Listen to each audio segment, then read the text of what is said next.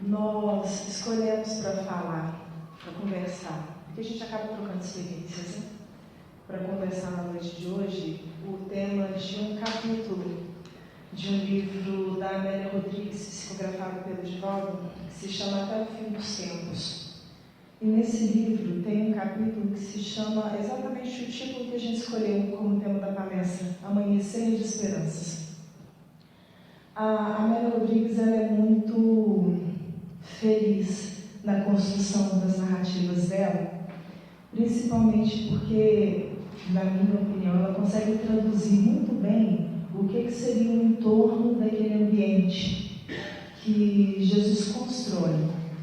Porque as falas do Cristo sempre são transmitidas em meio quase que a um cenário construído, porque a intenção era que a palavra, que a fala, que a mensagem realmente fixasse na mente dos corações daqueles que estavam ouvindo e produzissem uma marca que fosse duradoura. A intenção dele era sempre isso.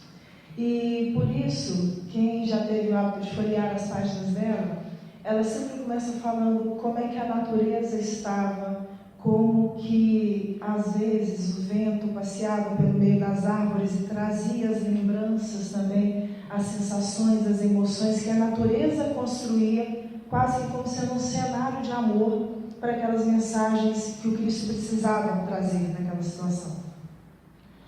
E quando ela vai trazer para a gente o amanhecer de esperanças, ela trabalha, na verdade, com uma dualidade. Ela começa o seu capítulo apresentando para a gente um pouco do que seria a proposta de João Batista, no sentido daquele que vai abrir os caminhos que eram necessários, preparar os caminhos para que a mensagem do Cristo pudesse ser trazida na sua totalidade, na sua integridade. E ele vai comentando, ela vai comentando, da dureza que ainda existia nos nossos corações, da dificuldade que nós trazíamos tantas vezes de abraçar esses conceitos novos, de abraçar essa possibilidade de mudança norteada pelo sentimento do amor.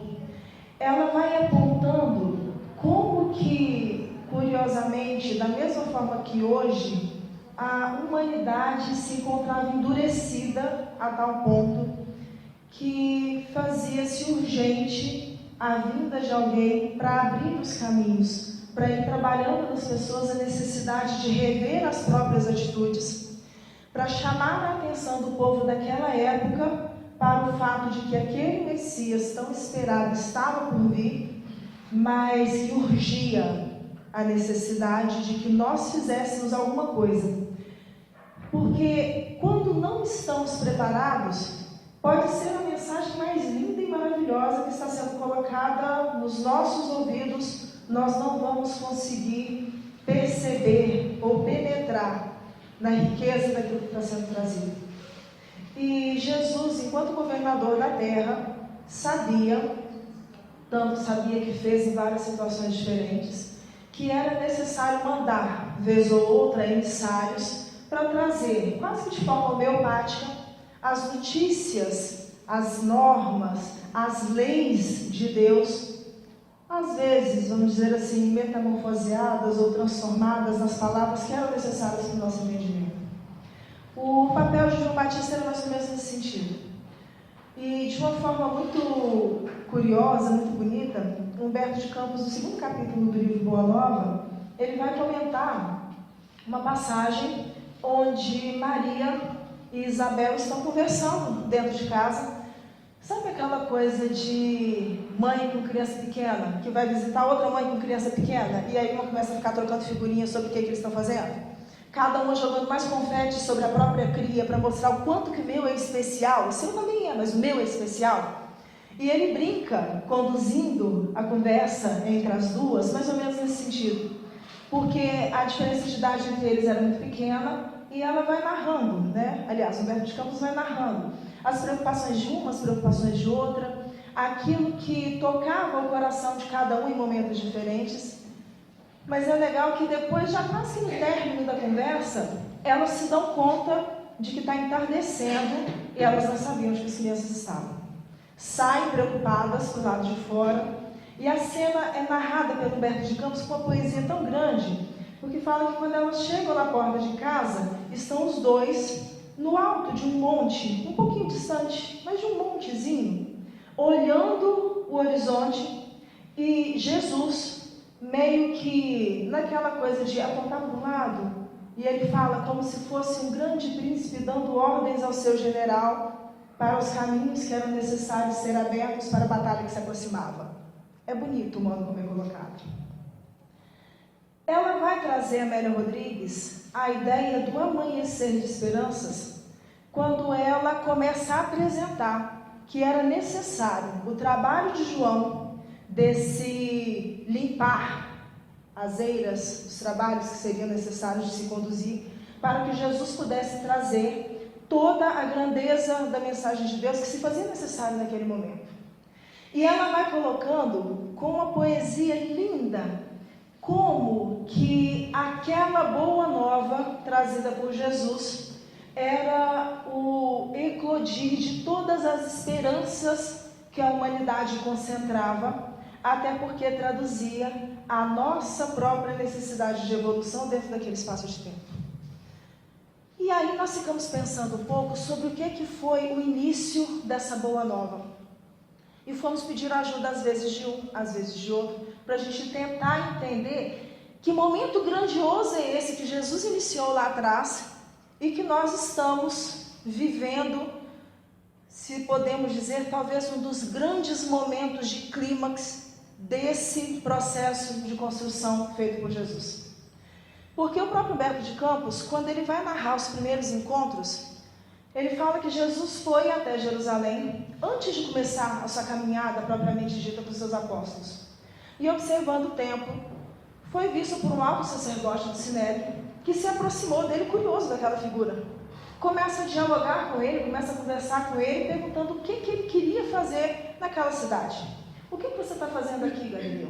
Porque tinha reconhecido pelas feições, pelo modo de se conduzir, de roupagem que ele usava, que não era alguém de Jerusalém. Jesus responde a ele que estava ali procurando as bases para a construção do reino de Deus no mundo. E eu fico imaginando a cena porque nós fazemos isso de vez em quando. Aquele alto sacerdote olha para aquele homem com vestes simples e o que passa pela cabeça, e ele externa a fala, mas com o que você pretende construir o reino de Deus?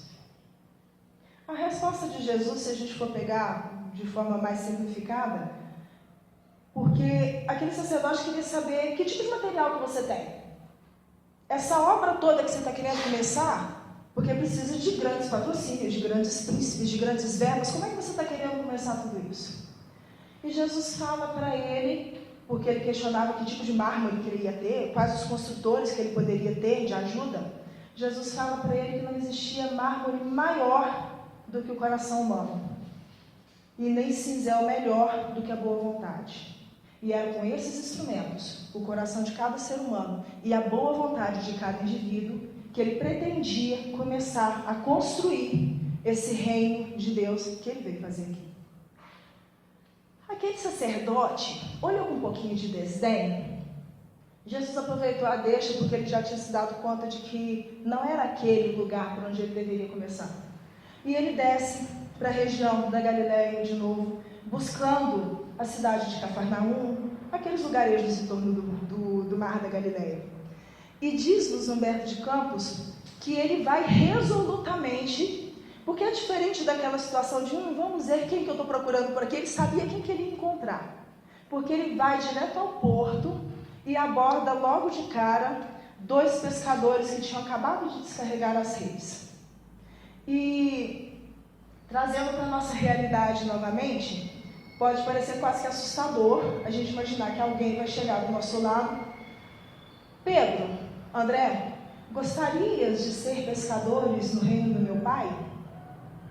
Primeiro que seria no mínimo uma criatura meio louca, porque quem é que está chegando assim de uma hora para outra? Eu não conheço essa criatura pedindo para eu abandonar o meu trabalho para ir segui-lo para fazer outras atividades e que não vão me trazer lucro nenhum nesse momento. Só que, curiosamente, o que Humberto de Campos fala, e aí a gente lembra quando a doutrina nos diz, né, que essas reencarnações elas são preparadas, às vezes com muitos séculos de antecedência. Ele nos diz que aqueles dois homens não sabiam, aqueles dois irmãos, explicar de onde que vinha aquela emoção que eles sentiram naquele momento, porque eles tinham certeza de que dentro do coração eles já tinham ouvido aquela voz em algum momento das suas existências, apesar de não saberem de onde. E imediatamente largam tudo o que estavam fazendo e seguem o Cristo. Naquela mesma tarde ele visita Mateus, convida-o para fazer as contas, a contabilidade do reino de seu pai, que também segue. E no dia seguinte, depois de ter falado em praça pública com aqueles três primeiros, ele volta próximo do mar e encontra outros dois irmãos que estavam consertando redes, João e Tiago. E carinhosamente pergunta a eles se eles também gostariam de consertar as redes do seu pai. E aí é bonito porque, com muita sensibilidade, né? O Tim e a Vanessa lá de Belo Horizonte, quando construíram a música Chamas, que fala exatamente dessa parte, dessa passagem da vida de João, lembra, né? Deixei meu pai, meu mar, meu cais e busquei meu lugar junto a ti. A proposta de João é exatamente essa. Ele fala que, da mesma forma como se os tivessem encontrado grandes amigos há muito tempo não vistos, Jesus carinhosamente enlaça João, que era muito jovem, começa a afagar os cabelos, enquanto Tiago, como reencontrando um grande amigo, lhe dá aquela leve palmadinha no ombro, porque está confiando e mostrando que eu estou com você, eu estou contigo, estamos juntos no dizer de hoje. E são os 5 primeiros que vão começar essa caminhada com Cristo. A única diferença que ele nos narra é que Tiago e João já vinham há algum tempo acompanhando aquelas pregações de João Batista, chamando a atenção para a necessidade de nos renovar, chamando a atenção para a necessidade de revermos os nossos caminhos, porque a chegada do reino do céu se fazia muito próxima. E aí, amanhecer de esperanças. Pessoas que estão abandonando as vidas que tinham até aquele momento para seguir o Cristo por uma viagem que na verdade nem certa. E se deixam apaixonar de tal forma por aquela personalidade. Aliás, a Amélia Rodrigues diz que é impossível ficar indiferente ao magnetismo do Cristo, porque muitos se sentiam incomodados pelas próprias culpas que traziam, pelas próprias marcas que haviam ainda carregadas em seu próprio coração. Mas muitos se deixavam encantar por aquela personalidade e abandonavam tudo. Porque era a sensação do lenitivo que acalma as dores, que tranquiliza os corações. Era a certeza de toda uma outra realidade que, em meio àquela dureza do mundo da época, poderia de alguma forma trazer consolo àqueles corações. Mas Jesus sabia que chegariam momentos, e ele vai narrar isso no sermão profético, em que, pela nossa própria fragilidade de espíritos imperfeitos, talvez deturparíamos algumas das passagens que ele tinha deixado, mudaríamos alguns dos ensinamentos que ele tinha trazido. E exatamente por isso, ao se despedir dos apóstolos na última ceia, ele promete que enviaria um dia um Consolador. E esse Consolador viria para nos fazer recordar as coisas que tínhamos esquecido, porque ele sabia que nós esqueceríamos muitas dessas coisas, e ao mesmo tempo para nos dizer aquilo que naquela época não tínhamos ainda condições de entender. Eu gosto sempre de comentar, e eu tenho namorado muito a Amélia Rodrigues e Humberto de Campos nos últimos tempos, porque eles dão para a gente um gosto a mais da narrativa do Cristo.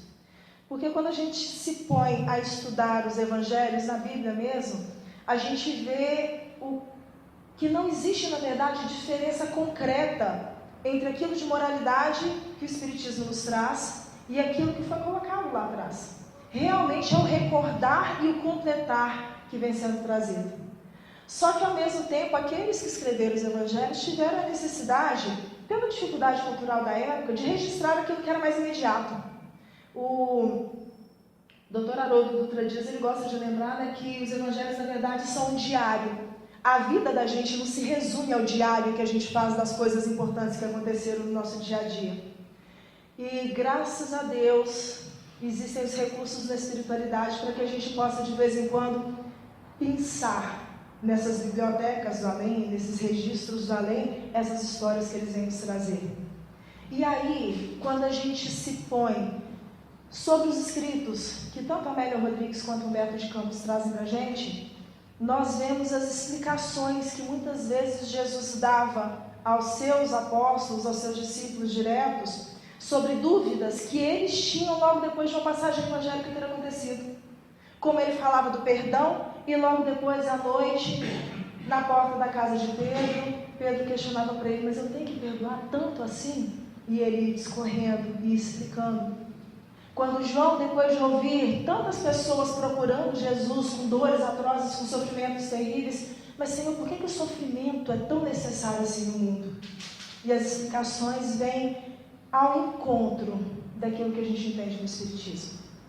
Por isso também o amanhecer de esperanças, porque é aquilo que vai nos pacificar o coração de alguma forma, é aquilo que vai trazer para a gente a certeza de que isso daqui não é a nossa realidade concreta, isso daqui é só um momento, e quando nós passarmos essa fase de aprendizado, nós teremos a chance de encontrar todos os nossos afetos, todos os nossos amores, a realidade da nossa existência, na nossa plenitude, nesse outro mundo que Jesus já vinha dizendo há tanto tempo atrás. Mas a coisa tem alguns probleminhas aí no meio. E nós vamos apresentar 4 desses problemas. Todos eles seguiram Cristo, conviveram com Cristo durante aqueles 3 anos, acompanharam, presenciaram as curas, presenciaram todas as situações que eram necessárias para que fixasse de tal forma aqueles ensinamentos nas suas vidas, a ponto de que eles também se tornassem repetidores ou continuadores daquela tarefa. Mas nós não temos muitas vezes notícia do como que foi o fim. Porque fala para a gente, geralmente, aquela questão de que Paulo de Tarso morreu decapitado em Roma, depois de ter feito as viagens, depois de ter escrito as cartas. O outro foi morto dessa forma. A gente sabe, esses dados a história traz para a gente. Só que num livro muito singelo, chamado Diretrizes Apostólicas, que foi ditado por espíritos diversos, mas principalmente pelo Lúcio Abreu, Dr. Bezerra de Menezes e um espírito que se chama Blandina, eles vão apresentar propostas de evangelização do mundo. Porque é lindo o modo como ele fala, porque na própria capa eles dizem que evangelizar é o trabalho apostolar concreto sendo exercitado quase que em loco. Sabe aquilo da gente ir ensinando à medida que a gente vai aprendendo? Então a minha vida começa a se tornar um exemplo vivo daquilo que eu acredito. Segundo eles, o trabalho das diretrizes apostólicas é nesse sentido. À medida que eu exercitar aquilo que eu aprendi, eu consigo ao mesmo tempo evangelizar o outro. Traduzindo, porque o foco é a evangelização. Não adianta eu querer ensinar o outro a fazer o certo se eu não estou colocando essa questão certa também na minha existência. É basicamente isso. Mas a Blandina, porque eles dividem, o Lúcio Abreu apresenta características de cada um dos 12 apóstolos, o foco do trabalho é esse. O Dr. Bezerra pega essas características centrais e vai desmembrar esse trabalho. E a Blandina, que é um espírito que tinha reencarnado com esse nome lá no 1º século da era cristã, na região próxima da Síria, e que, apesar de ser uma nobre romana, tinha se convertido ao cristianismo e trabalhava principalmente acolhendo crianças abandonadas, e o trabalho dela foi o trabalho de evangelização, apesar de depois ter morrido também prisioneira dos romanos por ser cristã.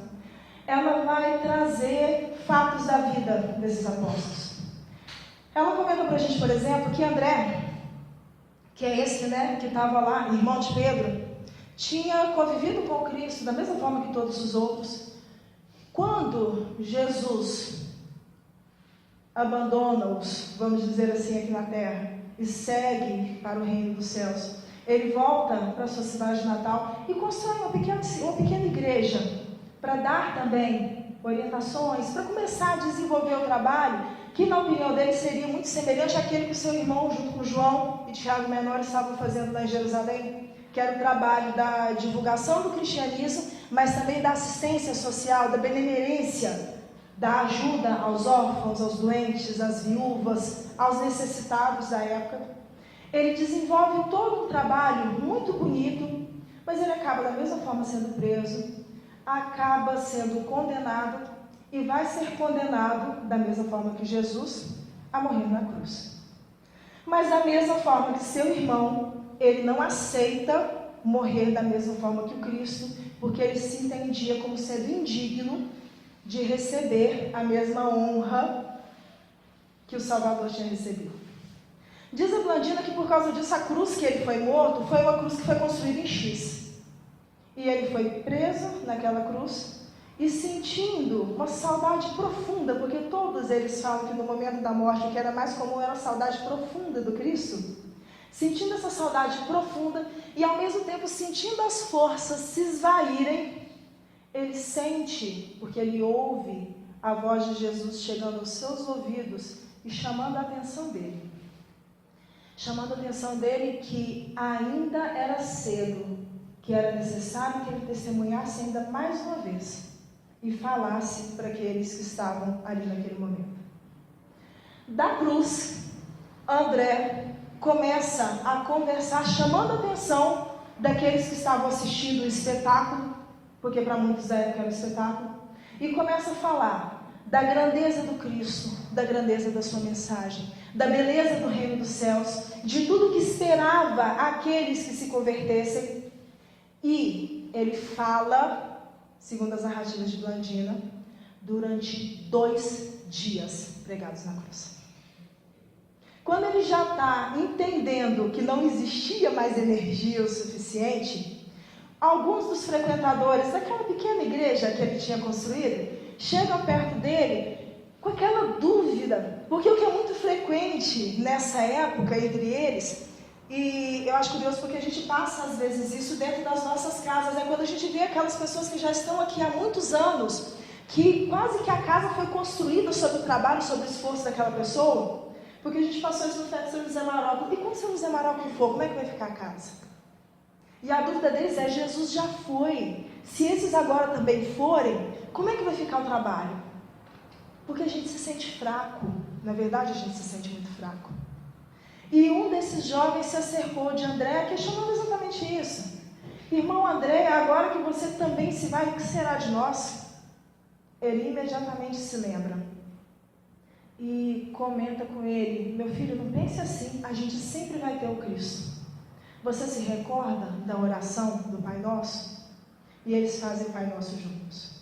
Me desculpe, eu vou separar alguns fragmentos, porque a fala poética dos autores é sempre muito melhor do que a nossa, por mais que a gente tente recordar alguma coisa.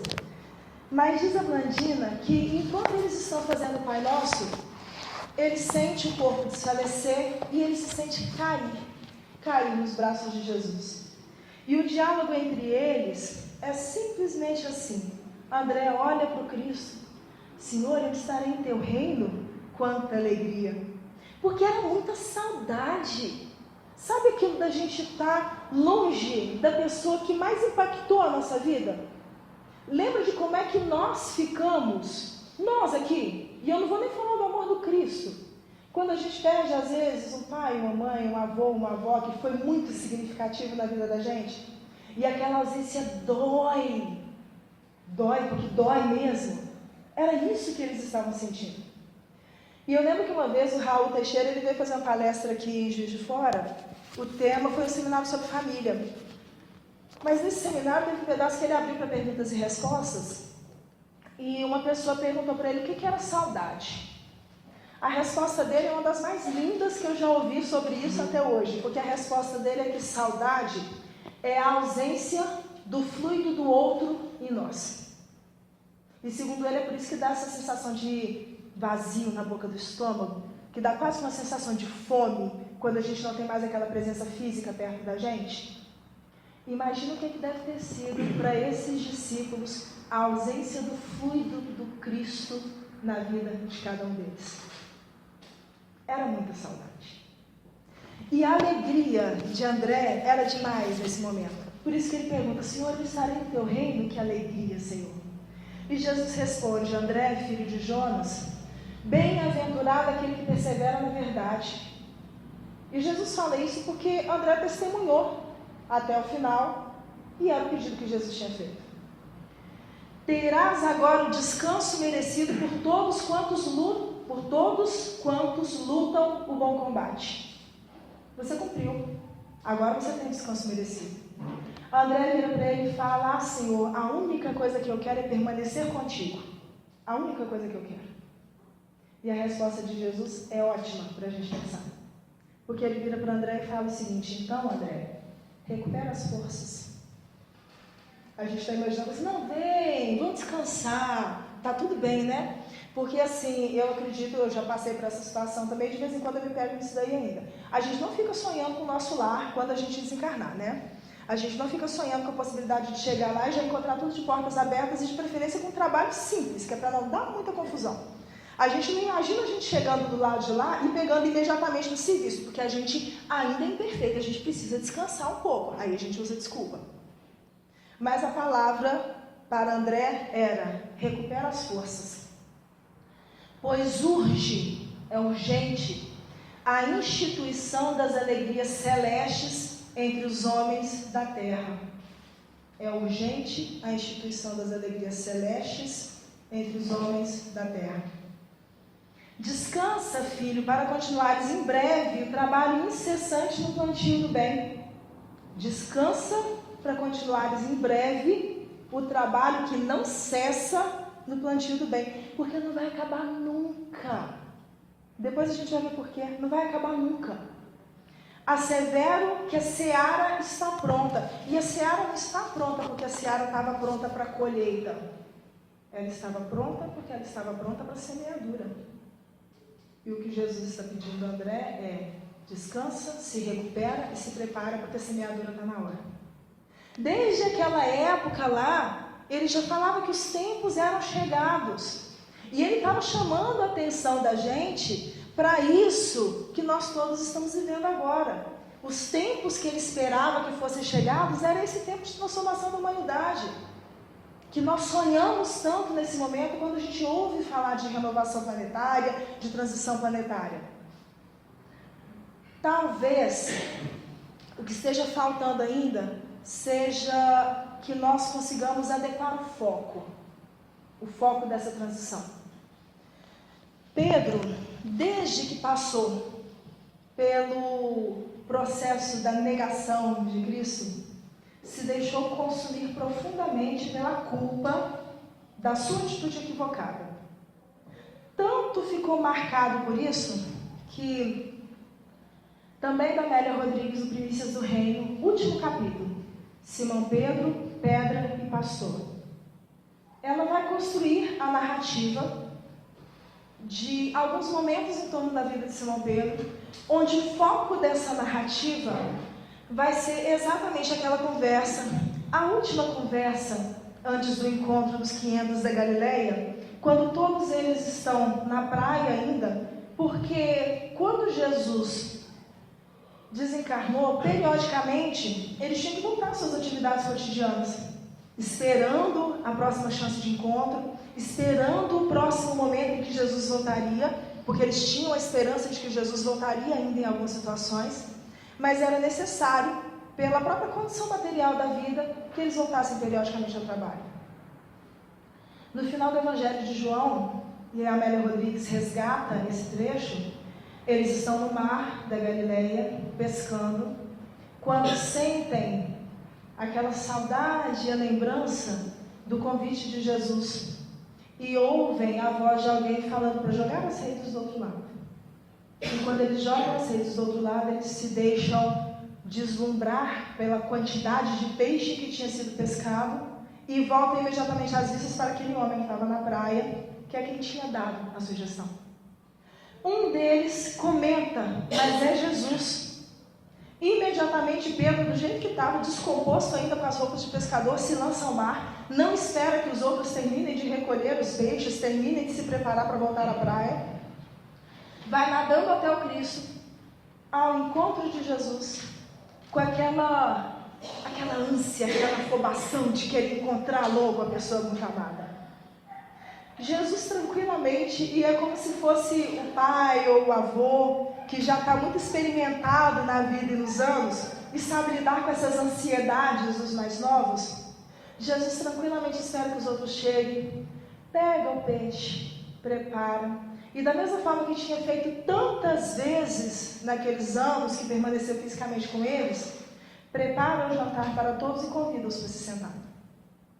É nessa hora que Amélia Rodrigues começa a narrar, não o texto que já está no Evangelho de João, mas as impressões íntimas de Simão à medida em que ele ia ouvindo a conversa.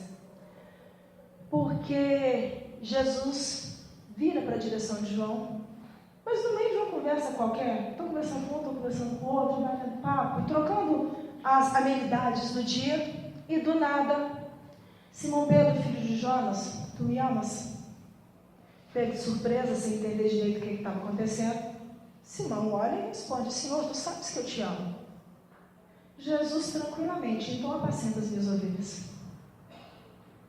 O que a Amélia Rodrigues nos traz é que, ao ouvir essa resposta, a impressão íntima de João era de, eu, Senhor, se eu tenho certeza, porque eu já errei tanto, já foram tantos problemas, tantas dificuldades, todo mundo sempre falou, eu ganhei esse apelido de Pedro, de pedra, exatamente por causa disso, porque eu sou turrão mesmo, cabeça dura.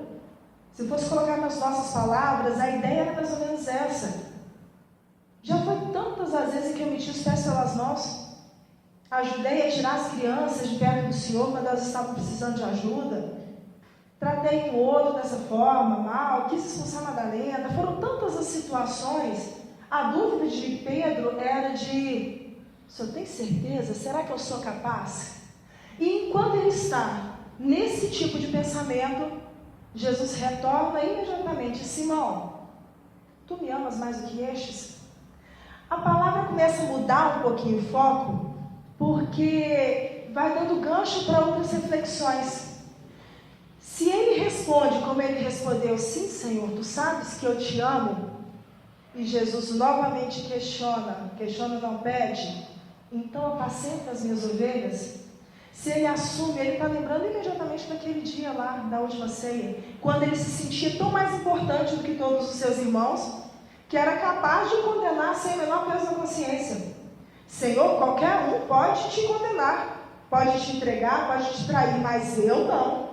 Eu nunca seria capaz de fazer uma coisa dessa.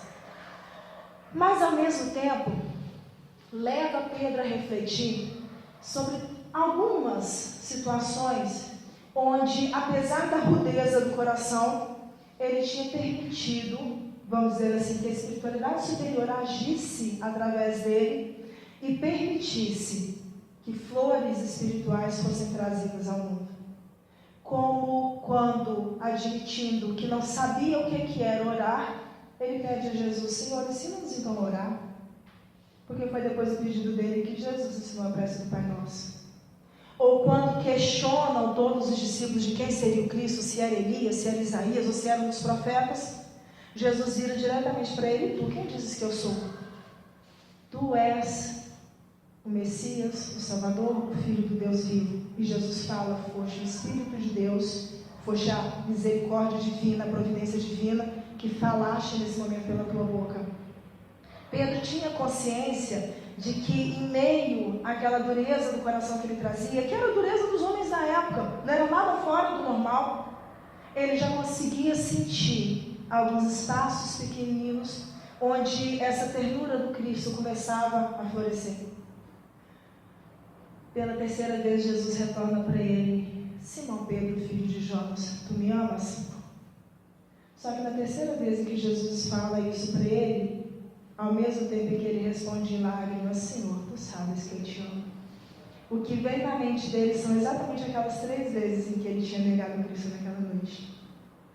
Jesus sai caminhando com ele e começa a explicar para ele: hoje tu fazes o que queres, um dia te cingirão e te levarão onde não queiras ir. Porque eles já estavam fazendo menção aos problemas futuros que viriam, e foram muitos. E Pedro é um exemplo muito curioso para a gente, porque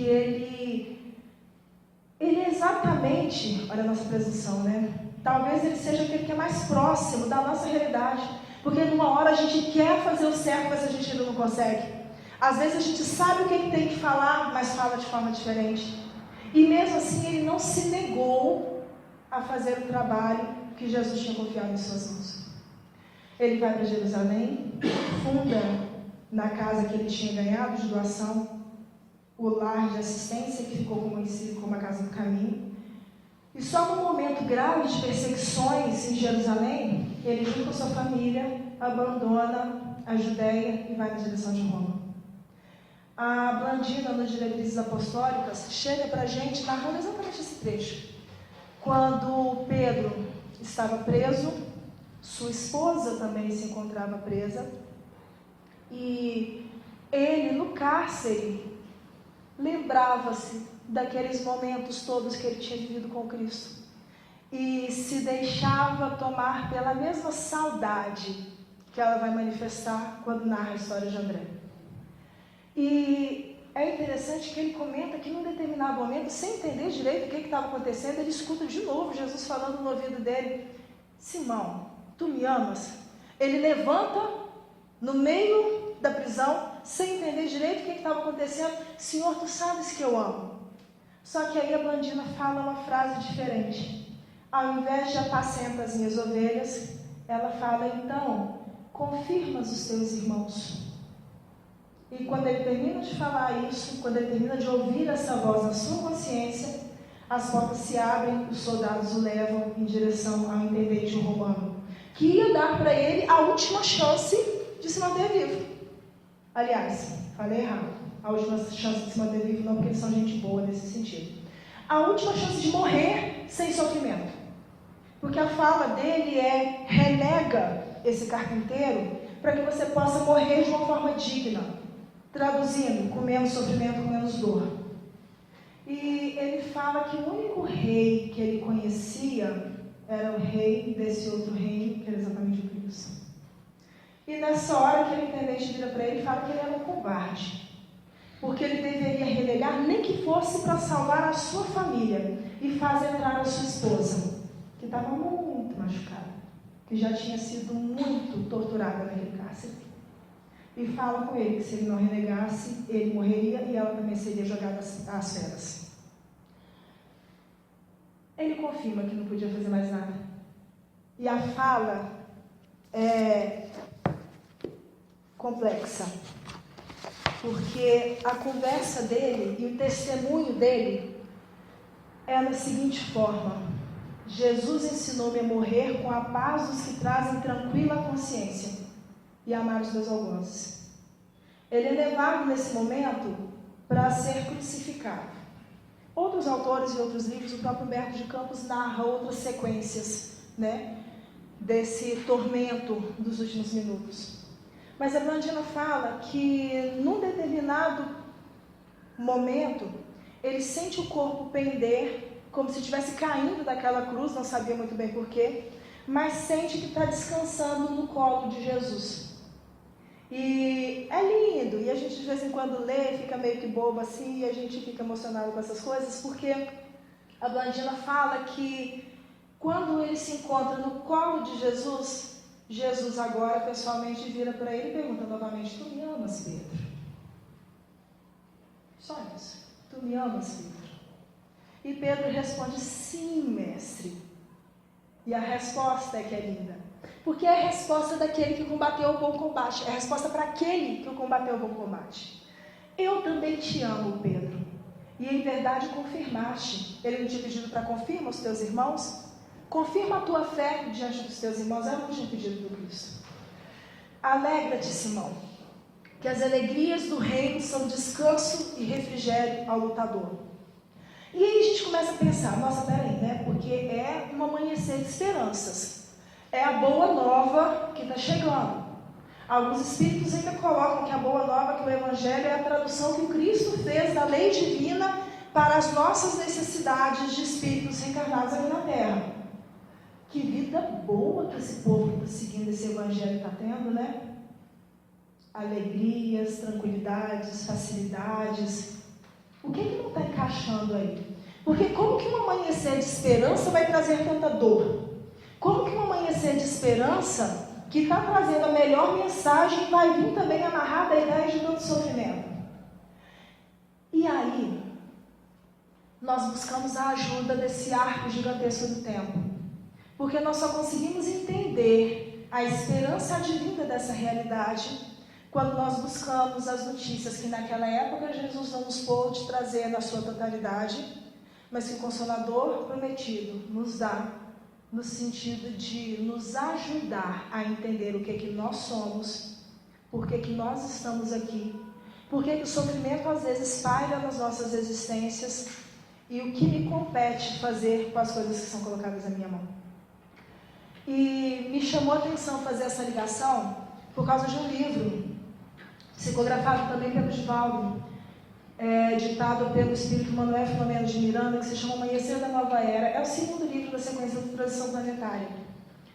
E em um momento do livro, quando eles estão prestes a fazer uma série de atendimentos dentro de uma casa espírita, Manuel Filomeno de Miranda coloca, conversando com o leitor, que o Consolador prometido não é somente aquele que vai nos dar o consolo moral. Porque quando a gente chega aqui e ouve alguém nos dizer que as dores vão passar, que existe toda uma outra realidade no outro mundo, que é a nossa realidade verdadeira, que o sofrimento que nós estamos vivenciando é resposta a erros que nós cometemos lá atrás, mas que a misericórdia divina é superior a tudo isso e caminha conosco em todos os momentos da nossa existência, a gente começa a entender que isso nos pacifica a alma. A ideia de consolo moral é essa. Mas ele fala que não é somente de nos trazer o consolo moral, mas ele fala que também é missão do Consolador prometido ajudar-nos a esclarecer as nossas consciências com relação aos deveres assumidos diante dessa existência. Então, se o Espiritismo não nos auxilia a entender ou a pegar nas mãos de verdade as rédeas da nossa existência e fazê-la ser mais produtiva do que qualquer outra, o Espiritismo talvez não esteja cumprindo tudo aquilo que ele pode cumprir em nossas vidas. Porque ele depende da nossa aquiescência, ele depende da nossa concordância daquilo com relação àquilo que ele nos traz. E quando ele nos disse, que é importante esclarecer as nossas consciências com relação aos deveres, nós vamos pedir a ajuda de Lázaro no Evangelho segundo o Espiritismo. Porque no capítulo Sede Perfeitos tem uma mensagem que se intitula exatamente o dever. E nós vamos começar a encaminhar para o final da nossa conversa exatamente com essa mensagem. Lázaro começa falando que o dever é a obrigação moral diante de si mesmo primeiro e dos outros em seguida. Porque às vezes a gente acha que eu preciso agir de forma correta somente até o ponto em que ninguém vai ficar sabendo daquilo. A gente sabe que tem muita gente que pensa assim. A gente faz isso com tanta frequência que no problema do ser, do destino e da dor, o Leon Denis, ao falar sobre o pensamento, ele vai esclarecer sobre o bem e sobre o mal agir. E eu gosto muito dessa passagem, porque ele fala que existem algumas categorias de ações e de pensamentos. Ele fala que existem as pessoas que pensam de forma positiva e agem de forma positiva. E ele fala que são aqueles que já são os felizes, que já conseguiram vencer todas as dificuldades que trazem no seu íntimo. Ele fala que existe aquele que pensa de forma negativa e age de forma negativa, que é o que nós popularmente chamamos de os maus da vida. Mas ele coloca dois exemplos intermediários. Ele fala daquele que age de forma positiva, mas pensa de forma negativa. E ele fala que esse é o verdadeiro hipócrita, porque tenta mostrar para os outros uma coisa que no íntimo ele realmente não é. Por isso que o Lázaro começa falando que o dever é uma obrigação moral, primeiro diante da nossa própria consciência e depois diante dos outros. Para nos tranquilizar um pouco, o Leon Denis fala que o quarto tipo é aquele que pensa de forma positiva e age de forma negativa. E aí a gente se recorda de Paulo quando ele fala que o bem que ele queria fazer, ele não faz. E o mal que ele não queria fazer, ele ainda fazia. Porque é exatamente isso. O Leon Denis fala que essa categoria de espíritos está ainda exercitando nessa vida, apesar de já saber o certo, aquilo que vai conseguir colocar em prática numa outra existência. Mas Lázaro nos chama atenção para isso. Primeiro, diante de nós. Não adianta a gente estar agindo de uma forma que a gente sabe que é errada, mas que todo mundo acha que está muito bonito. Isso é o dever. Ele continua. É a lei da vida, se encontra nos mais ínfimos detalhes, assim como nos altos elevados. Porque às vezes a gente tem a ilusão de achar que para ser um grande espírito de luz eu tenho que fazer grandes obras de caridade. Eu gosto de uma historinha que é até triste, assim, mas eu conheci uma pessoa muito tempo atrás que ela falava que na próxima encarnação ela queria nascer como Madre Teresa de Calcutá. Porque segundo ela tinha 2 filhas adolescentes, problemas com o marido. Segundo ela, a vida de Madre Teresa de Calcutá era muito mais fácil do que a vida dela. Então, na próxima encarnação, ela queria vir uma Madre Teresa, né? E isso daí é interessante porque a gente fica imaginando assim, porque se eu fosse o presidente da casa, se eu fosse o presidente do Brasil, eu ia colocar uma ordem nisso tudo aí. Tá, e com o que eu tenho hoje, eu posso fazer o quê? Com o que eu tenho na minha mão hoje. Estou pulando alguns pedaços e pegando aquilo que achei que fosse mais interessante para a gente. Na ordem dos sentimentos, o dever é muito difícil de ser cumprido, porque se acha em antagonismo com as seduções do interesse e do coração. E ele fala isso, e ele completa no tipo, porque suas vitórias não têm testemunhas. Quando a gente faz alguma coisa que a nossa consciência cobra como sendo correto, na maior parte das vezes ninguém está sabendo aquilo. Traduzindo, ninguém vai bater palma para a gente, ninguém vai falar, muito bem, você fez certo. Ninguém vai fazer isso. Mas ele completa da mesma forma que as suas derrotas não têm observadores. Porque quando a gente sabe que a gente fez errado, a gente sabe. Isso dói. Mas a gente sabe. Pode ninguém estar sabendo, a gente sabe. Deus criou todos os homens iguais para a dor, pequenos ou grandes, ignorantes ou esclarecidos. Sofrem pelas mesmas causas, a fim de que cada um julgue judiciosamente o mal que pode fazer. Ele permite que o sofrimento chegue nas nossas vidas para que a gente possa dimensionar o mal que cada um de nós pode fazer. Porque a dor que eu estou infligindo ao outro, eu gostaria de passar pela própria dor, pela mesma dor? O sofrimento que eu estou vendo meu irmão passar, eu gostaria de passar pelo mesmo sofrimento? Por isso que ele permite. E como os espíritos são fantásticos na hora da escrita, ele bate um pouquinho primeiro, depois ele assopra. Porque o dever parece uma coisa muito pesada, né? Do modo como é colocado. Mas aí ele fala que o dever é o resumo prático de todas as especulações morais. E olha que lindo trecho. É uma bravura da alma que afronta as angústias da luta. É aquilo que eu sei que eu tenho que enfrentar, apesar de que tudo que está do meu lado está dizendo que está muito doído, que está muito pesado. Eu até sei que eu podia facilitar um pouquinho, mas é através disso que eu vou conseguir ter fôlego para chegar lá na frente e agir de uma forma um pouco melhor. É o mais belo laurel da razão. E aí eu estava pensando sobre isso aqui, laurel da razão. Lembra de coroa de louros? Que era o que era colocado na cabeça dos grandes atletas, dos grandes poetas da antiguidade? A ideia é essa. O dever é o mais belo coroamento da razão. É o mais belo coroamento da razão. Depende dela como o filho depende de sua mãe. O homem deve amar o dever não porque o preserve dos males da vida, aos quais a humanidade não pode se subtrair, mas porque dá à alma o vigor necessário ao seu desenvolvimento. Cumprir o dever, agir de acordo com o dever, dá à alma a energia, a força necessária para o seu desenvolvimento. Tá, Rogério, mas vamos tentar entender um pouquinho melhor como é que é essa história aí, né, de ajudar a gente, o espiritismo, a entender os deveres que a gente tem nessa vida. Vamos voltar uma última vez na Blandina para se despedir dela e para encerrar a noite. João, o evangelista, era completamente apaixonado e encantado pelo Cristo. Sabe aquele encantamento que a gente tem com o irmão mais velho, que a gente tenta imitar em todos os sentidos? Ou com aquele professor, na época da adolescência, que nos inspira de tal forma que se pudesse a gente abandonava a vida para seguir a profissão daquela criatura? Era João por Jesus.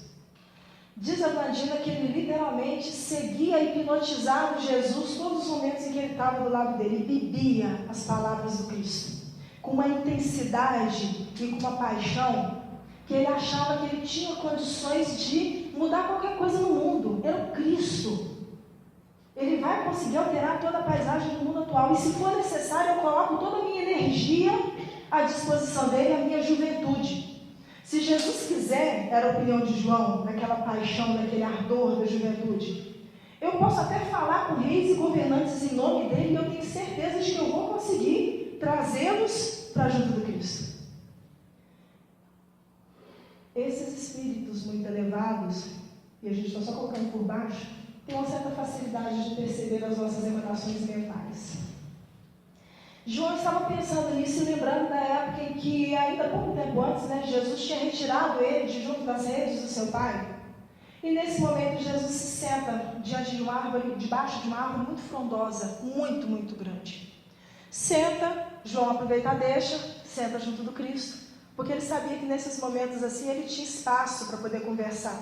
Porque até nesse sentido a autoridade do Cristo era muito grande, né? Dava aquele medo que a gente tem de chegar perto daquele que a gente acha que é muito mais importante do que a gente.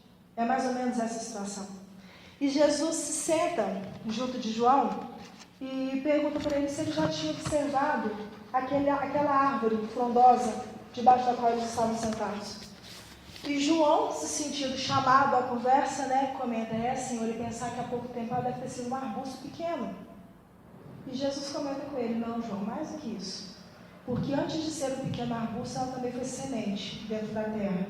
E teve que lutar com as dificuldades que foi encontrando para poder vencer o solo e chegar a ser aquilo que hoje é. E Jesus completa falando com ele que o homem que trabalha era sempre bem-aventurado, porque a semente não teve que romper o solo para poder fazer aquilo que era necessário. Então Jesus, aproveitando essa deixa do trabalho, comenta com ele que bem-aventurado o homem que trabalha, pois é no trabalho que a providência de nosso Pai nos encontra e nos clama. É no trabalho de cada um de nós que Deus vai encontrar cada um de nós e vai nos chamar para atuar de acordo com o seu entendimento, de acordo com aquilo que é trazido no seu Evangelho. É no meu trabalho como professora, é no trabalho do outro como varredor de rua, é no trabalho do outro como contador que Deus espera que nós atuamos de forma correta. Quando Jesus fala isso, João se lembra da questão das redes do Pai, e ele lembra do que ele estava pensando há pouco tempo antes. Ele entendia que o trabalho de pregador com Cristo era muito mais importante do que qualquer outro tipo de trabalho. E a sua resposta, inocente ainda da juventude, era de que: mas mestre, existem trabalhos de todas as ordens e representatividades. Agora eu sei que o trabalho para o qual o Senhor me chamou quando me tirou das redes do meu Pai era muito mais importante do que qualquer outro. E nós vamos encerrar com a fala de Jesus.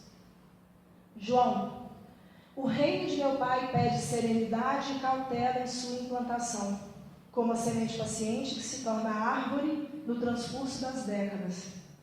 Em verdade te digo que a semente foi lançada, mas os frutos serão colhidos somente no decorrer das eras que hão de vir.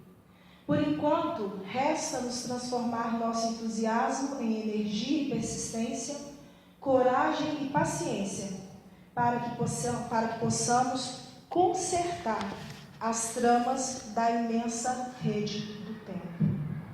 Quando Jesus pede a ele resignação, paciência, persistência, para consertar as imensas redes do tempo, ele está se referindo a essa imensa rede que cada um de nós construiu no decorrer das sucessivas existências, que é o que faz com que hoje eu tenha nascido na família onde eu estou, com os pais que eu tenho, com os filhos que eu tenho, com o companheiro ou companheira que chegou no meu caminho, e é essa rede que eu tenho que trabalhar hoje no percurso dessa existência.